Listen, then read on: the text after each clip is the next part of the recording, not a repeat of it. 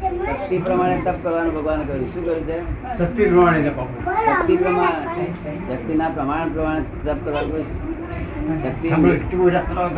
શક્તિ ઓછી થઈ જાય તો ગુનો કયો છે ભગવાન? શું કહ્યું? શક્તિ ઓછી થઈ જાય તો કુતપ કહ્યું. કુતપ કહ્યું. કુતપ કહ્યું. કુતપ કહ્યું. અને સંસારી શક્તિ એકદમ વધી જાય અને કુતપ કહ્યું. બંને ભાઈ. હા, બરોબર. એટલે યોગી પુરુષ શક્તિ ઘટી ના જાય એટલું જ જોવાનું બસ.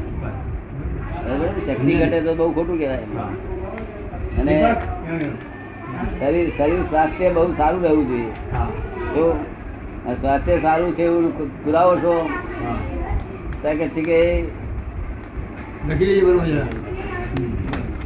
સંદાસ તો એક વાર જવું જ જોઈએ.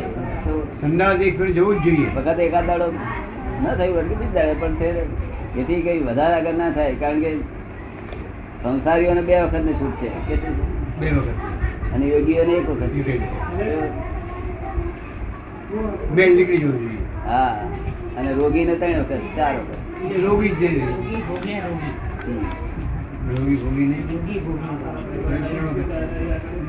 યોગી 1, ભોગી 2 ને રોગી 3.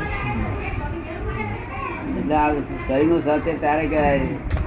એક બાજુ ખાઈએ, એક બાજુ સંદાસ થાય. તો ભલે ખોરાક લુખો ખોરાક ખાઓ પણ ખોરાક પૂર ખાઓ. બરોબર છે. શક્તિ ઘટી જાય એવું નહીં. શક્તિ ટકી રહેવી જોઈએ. હા, પેટ્રોલ ની ગાડીમાં છે ને, પેટ્રોલ થતા ચુહાર આલીએ ને હા તો બધી મશીનરી ખરાબ થઈ ખરાબ થઈ જાય. લીકેજ થઈ જાય. એટલે કેટલાક દુરાગ્રહો પકડેલા હોય તો છોડી દેવાના બધા. તો મોડા પર તો તેજવાન દેખાવો. હા, રૂપ જેવું તેજવાન તો દેખાય. એ તેજ જુદું હોય. મરદાર જેવા ના દેખાય. હા, તેજવાન દેખાય. મરદાર જેવા ના દેખાય. બાપુજી કે ખોરાક બધું બરાબર લેતા નથી એવું.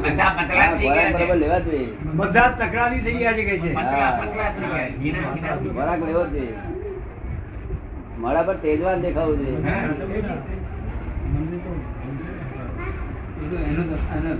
એનો ઉપવાસ રવિવારે જમીન પાણી ના પીએ પછી એનો યુરિન સેમ્પલમાં પ્રોસેસ આવવામાં.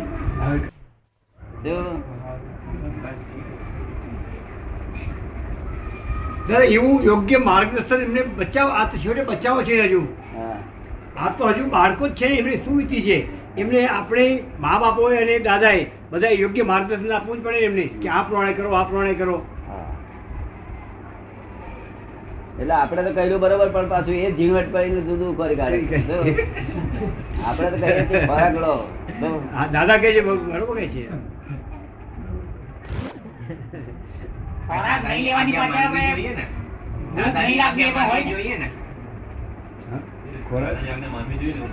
આજ્ઞા માનવી જોઈએ ને. ભાઈ પૂછે છે કે દાદાની આજ્ઞા તો માનવી જોઈએ ને બધાએ. બરાબર ખોરાક લેવે. આજ્ઞામાં જ વર્તવું છે. ખોરાક નહીં લેવાની પાછળ ભૂખ ન લાગવી એવું પણ કારણ હોય ખરું? આ ભૂખ લાગે છે સંસારની તેની ખોટી ભૂખ છે. આ ના, ભૂખ ભૂખ નહીં લાગે. ભૂખ નહીં લાગે ને ખોરાક ન લેવું બને નહીં. આ ભૂખ જે સંસારની લાગે ને તે જ ખોટી. તો કઈ સાચી ભૂખ થાય? સાચી ભૂખ કઈ? સાચી ભૂખ તો મોઢામાં મીઠું પાણી જમ્યા કરે ત્યારે જાણવું કે ભૂખ લાગી. ત્યાં સુધી સાચી ભૂખ કહેવાય. અંદર સ્વાદ આવે. બધી વાયાની ભૂખો આવે. વાયુ વધારે થઈ હોય ને ખૂબ ભૂખ લાગે, કકડાટ થાય.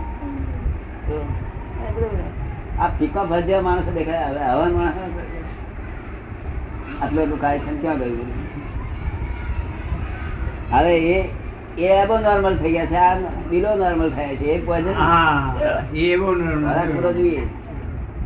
મોઢામાં મીઠું પાણી છૂટ્યા કરે ત્યારે જાણવું કે ભૂખ લાગી.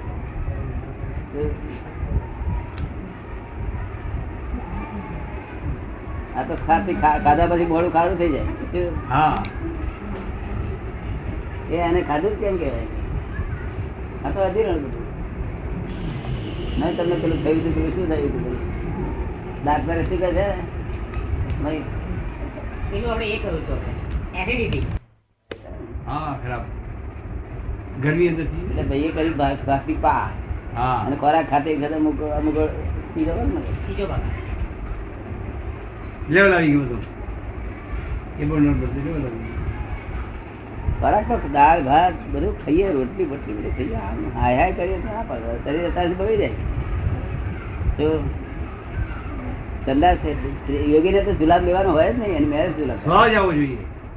એક ફરો થાય જ, એક ફરો અવશ્ય થાય. થાય. વખત એકાદ દાડો કોઈ દાડો આજુબાજુ થયું હોય તો બીજ દાડે થાય પણ સહજ થઈ ગયો. થાય. અને મોઢા પર નૂર આવે. એનું મોડ તે જ જુદું આવે. હા અરે બ્રહ્મચર્ય નું તેજ તો 3 મહિનામાં તો કેટલું આવે. તો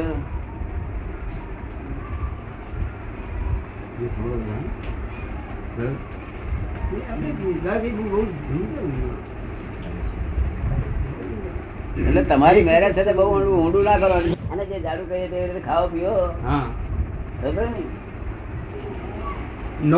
નોર્માલિટીમાં રહીને. નહીં ખાજો ને